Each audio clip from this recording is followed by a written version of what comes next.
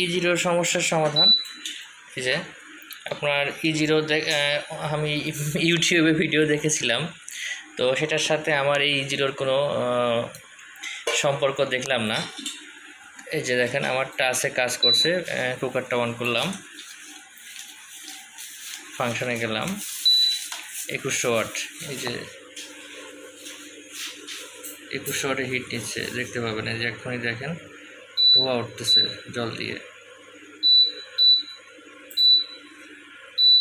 এটা কিন্তু E0 সমস্যা ছিল, শুধুমাত্র চপার লাইনটা অটোমেটিক্যালি ডিসকানেক্ট হয়ে যাওয়ার কারণে এই E0 সমস্যাটা আসছিল।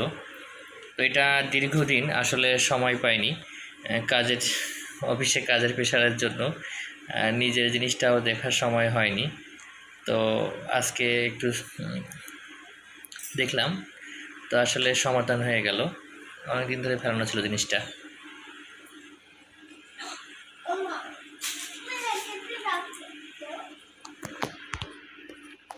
তো আসলে এটা দিয়ে আপনারা নিজেরাও বাসাতে বিভিন্ন সমস্যার সমাধান করতে পারবেন আশা করি, এভাবে চেষ্টা করলে।